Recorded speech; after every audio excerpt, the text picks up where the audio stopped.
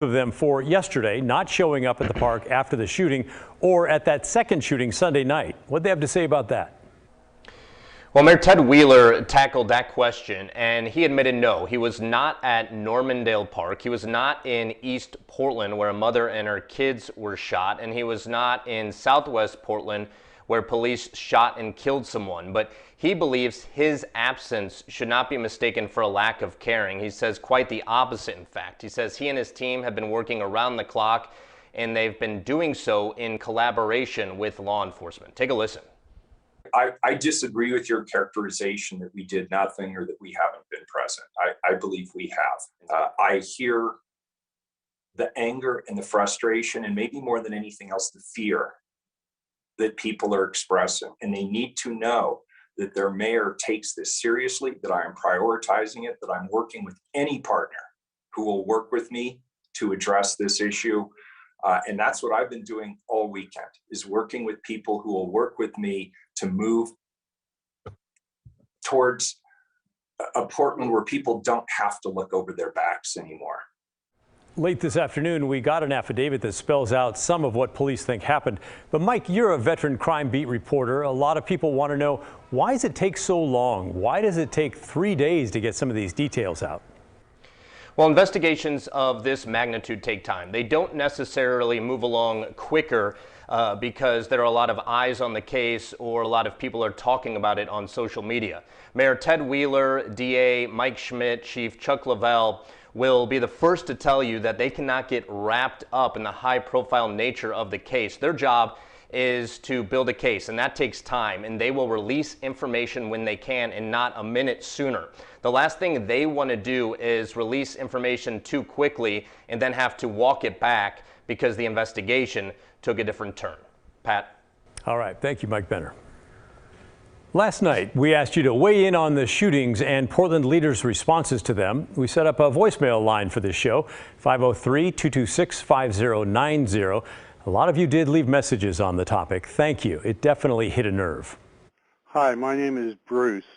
I just saw your story on the shootings. Personally, I think the whole city council, the mayor, are ineffective. I'm tired of seeing them when they do show up on the news with these fake smiles that are so rehearsed, telling us how much they've done. They are not doing anything, and it's hurting this city. On the other hand, some people think we were a little bit too hard on the mayor, and that's okay. You could absolutely disagree with us. It's all part of the conversation. Hi, this is Debbie. I think it's crazy that you think that the mayor should respond to the shootings. That doesn't send me any kind of a message. He's got his lieutenants and his sergeants, and they are the ones that respond to the shootings. They give the information to him. He reports to us. Okay, I hear for you. Thanks for sharing your opinion. Here's another that made our hearts just stop when we heard this one. It's chilling and it's heartbreaking. It's a fearful message from a mom. I'm Stacy. I am a single mom. I'm frozen in fear and paralyzed. I have panic attacks when my son wants to play outside because I'm worried that he's going to get shot. I have to make a choice every time he asks me for grape juice, whether it's worth it to go to the store, not just because of this virus, but because it might be the time he gets shot and I lose him forever. That is hard to listen to. Stacy, thank you for sharing your fears with us. Those are obviously very real fears that we know so many people in the city have right now, especially in areas where shootings are happening outside people's front doors every night. We do hear you, and that's why we're going to keep pressuring city leaders to do better. As we learn more about the awful shooting Saturday night at Normandale Park, you may have noticed the reporting that revealed someone with the protesters had a rifle and shot the gunman to stop his rampage, which made some of us and some of you wonder, who brings a rifle to a protest? Well, it turns out it's not that unusual. Someone shared this picture from the Hawthorne district of Portland last April when a group took over an intersection, blocked traffic, and insisted everyone listen to their point of view. Let's zoom in on the person toward the front. See the rifle there? Now, an obvious question is, can you do that? The answer is, yeah, maybe. We checked with law. In much of Oregon, you can carry a loaded gun in public as long as it's not concealed, unless you have a permit. But Portland and Multnomah County have stricter laws, and while you can also carry a gun in public here, it must be unloaded, and the clip for the ammo must be unloaded as well. So it depends on whether that gun was loaded or not. We've had other examples of gun toting by protest supporters and those who don't like them. In the spring of 2020, a man named Aaron Danielson, a supporter of the right-wing group Patriot Prayer, was shot and killed by a man named Michael Reinhold after protests and rallies in downtown Portland. Reinhold was a self-described anti-fascist who said he provided security for racial justice protests in Portland. He was later shot and killed by U.S. Marshals who were trying to arrest him. I'm not trying to compare that shooting to Saturday night, but I am pointing out that both were politically charged and both involved guns. Now, I'm sure the people gathering at this past Saturday would say, thank heavens somebody had a rifle, or even more people could have been shot. And that may well be true. But am I the only one who finds all this shocking? Have we really reached the point where people rallying for something or against something have to bring their own rifle squad to make sure they have the firepower to match the potential threat from the other side? I'm afraid that Saturday night shows the answer is yes. That picture from last April says it's been going on for a while. I don't want to believe that, but that doesn't mean it's not true.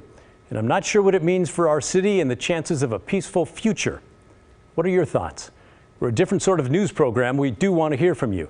You can email me at thestory@kgw.com or call and leave a voicemail. The number is 503-226-5059. Also this week, besides the shocking violence, we're highlighting a solution. How about that? Something that's working. We know you want to know about a Portland community group that's been working to break the cycle of gun violence for the past 40 years. They do it by supporting at-risk kids who are susceptible to joining gangs. Brenda Braxton spoke with two men whose lives were changed by the program. Good morning, sir. That's another one of them. Alan Bell and Marte Brown aren't related, but they are family, SEI family. Self-Enhancement Incorporated on North Kirby Avenue is their home away from home. They grew up in the program, which helps at-risk kids in school, at home, and in the community. Man, you just got people who just understand you and that take you underneath their wing. You know what I mean? And it's just a beautiful thing. And a lifelong thing. Look at these old photos of Marte. He started going to SEI in 2nd grade, and he's still plugged in today at 26. They helped him get into college to play football, but their bond went beyond that. They would make sure that I had food. If I was short on my rent, they would help me with my rent. They just did everything that you can imagine to make sure that I stayed on course. He even came back to SEI to celebrate when he signed on to play professionally with the Indoor Football League. Marte and Alan are among the thousands SEI has mentored over the past 40 years. Now they're paying it forward. Marte coaches at SEI and works with kids at Beaumont Middle School, and Alan mentors gang-affected youth. I feel like with my past, it's mandatory that the same community that I kind of helped tear down, I have to help build it back up. Alan fell into gangs and spent time in prison, but when he got out, SEI helped him start over. He says even now, at 42, the program is his touchstone. Whenever I need some good, sound information, some advice, I tap in back here. Today, Alan owns his own business, a food cart in Northeast. He hasn't been a gang member in a very long time, but he still lives in the neighborhood. And last September, his new life and his old life collided. Alan says 2 teenage gangsters walked up to him at work and opened fire. Got to the hospital. I thought I was going to die. Tell you the truth. Where were you shot? I was shot here, here, and here. The crime remains unsolved, but Alan says SEI's been there as he recovers. As soon as they found out, my friends, my mentors, they called me. They said, let me know anything that they needed, anything I needed. You know, reach out. We got you. It's that kind of support that helps people see their possibilities. As for Marte, He's back in school now, on track to earn his bachelor's degree in education. He's proving life has options, which is SEI's motto. And founder Tony Hobson shares it with everyone who walks through the door. This is definitely wonderful to see, because the goal was always to do something on a level that it could be passed down. These two are just individuals that have come through the program that took it to heart and decided to not only hear it, but then try to live it and then share it. And the most important thing is to share it. That was Brenda Braxton reporting. Tomorrow we'll be talking about SEI's future, including their plans for an African-American cultural center. Running for governor as a Republican in Oregon, that's hard enough. But some candidates are trying to straddle the line between the pro-Trump faction of the party and traditional conservatives. Christine Drazen is doing that by not answering a very specific question about the presidential election. So if I asked it a third time, would you answer, or should we just move on? Well, it's your time. When the story. Welcome back. Keep sending your questions and comments to The Story at kgw.com, or give us a call and leave us a voicemail at 503-226-5090. If you're just discovering us, welcome. We're a different kind of show. We're here for people who've pretty much given up on local news, but not local issues. And if you like what we're doing, please tell a friend.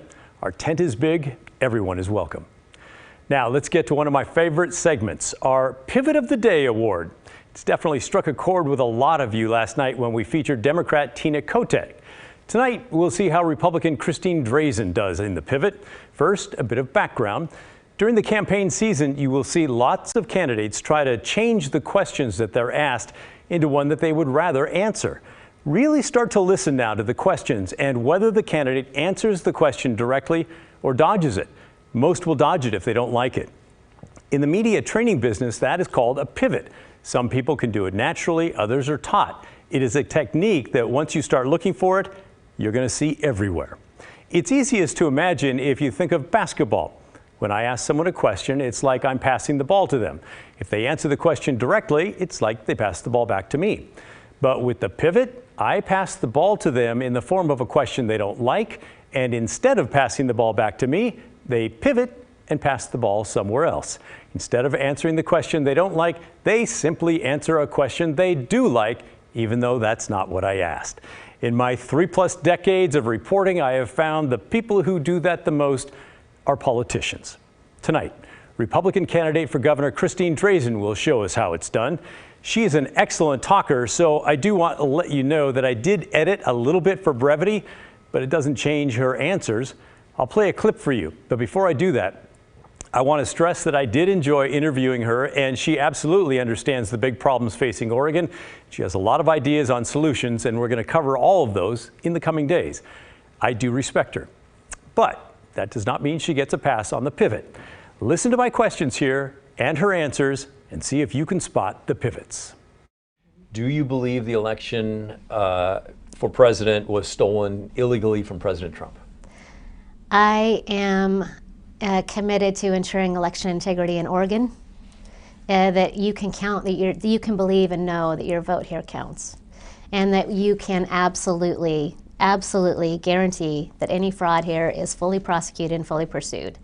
I talk to people about Oregon all day long, every day. And I believe that the vote in Oregon was accurate, that President Biden won the state of Oregon, and that, in fact, as House Republican leader, we picked up 2 seats on the North Coast. I was thrilled with that outcome. For the first time in a decade, we picked up seats in Oregon. Which is an excellent pivot, let me say. Good. But it does seem like it's sort of a litmus test within the Republican groups, isn't it? Whether you believe that was stolen or not? Yeah, the Republicans that I have met with, they care deeply about the integrity of our elections, and I do too. That's what the core issue is. And when people lose confidence in our elections, you're basically losing confidence in our democratic republic. That's dangerous. We don't want that to happen. And when I was a state representative, I supported and sponsored legislation to ban ballot harvesting. What Republicans care about, I believe, is what Democrats care about too, and that is that our elections are reliable, that every vote counts, that everyone who is eligible to vote has access to voting, and I've been a strong supporter of that. And that is the underlying question that we all need to keep our eye on. That's the issue we all need to address. So if I asked it a third time, would you answer, or should we just move on? Well, it's your time. And so we did move on. Did you see the pivot? It was once right off the bat when she switched the question from former President Trump to Oregon, and again when I asked if it was a litmus test. And for that, I'm just so delighted to award Christine Drazen our Pivot of the Day. Yes, indeed. How many of you are following the doping controversy with teenage Russian figure skater at the Olympics? Well, it made us think of another doping controversy closer to home. We're going to check in with the Oregon runner who claims a burrito was the reason for her positive drug test. Coming up next. Welcome back. Well, you know, the story was off the air for a few weeks because of the Winter Olympics. Hope you enjoyed those. And like most other Olympics, the games were played, medals were won, and win or lose, everyone had a great time and went home happy, basking in the glow of international sportsmanship, right? Oh, wait, what? That didn't happen? You mean a 15-year-old girl was left crying on the ice in front of the entire world after she was allowed to compete despite accused of doping? Yep, the International Olympic Committee cleared figure skater Kamila Valieva to compete after she tested positive for a banned substance. Their justification that not letting her skate would cause irreparable harm. I don't know, seems like this might be irreparable harm as well. So it also brings to mind a local Olympian who's been banned from her sport for 4 years after testing positive for another banned substance. Runner Shelby Houlihan says a burrito from a food cart in Beaverton is to blame for her positive doping test. She tested positive last year, and she was banned for 4 years, unable to compete in this past Olympics and the next Summer Games as well.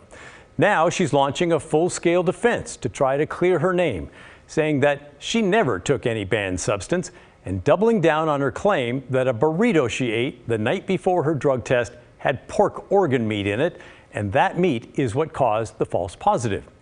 The Court of Arbitration for Sport has upheld the ban, saying the burrito defense was possible but highly unlikely.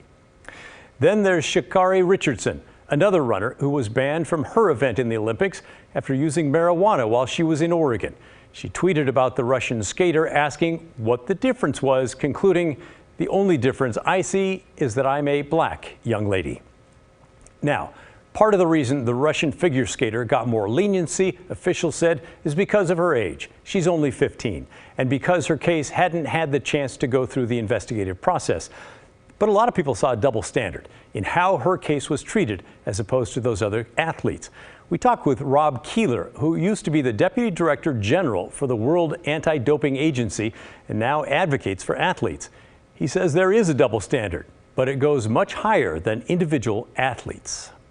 The distinct difference between what happened in the US with Shelby and what happened with Kamila in Russia, and it's a major problem in the international sport, is the lack of transparency, the lack of systems that are equal. So it's a system, it's a world of sport that is not equal.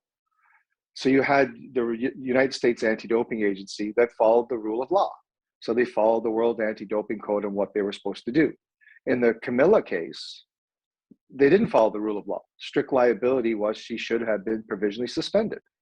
So you have a system that's working in one country, potentially working by following the rule of law, and you have Russia that continues to make a mockery of the system like they did in Sochi. They continue to do it today. He says that as far as Sha'Carri Richardson's case, yes, the marijuana rule probably could use some changes, and it's a clear example of a double standard between the U.S. and Russia. Marijuana on the prohibited list, I think is something needs to be reviewed. For an athlete to lose out on their Olympic dream because of marijuana use, when I think it does serve as a little bit of injustice. But again, you had an organization in the US that realized they had to follow the rule of law versus an organization in Russia that didn't follow the rule of law. Keeler says that athletes are being used as pawns in a much bigger political game between the countries, and that they need to have a bigger seat at the table when it comes to governing sports and events. All right, keep sending your questions and comments to the story at kgw.com. Up next, did you check the numbers for today?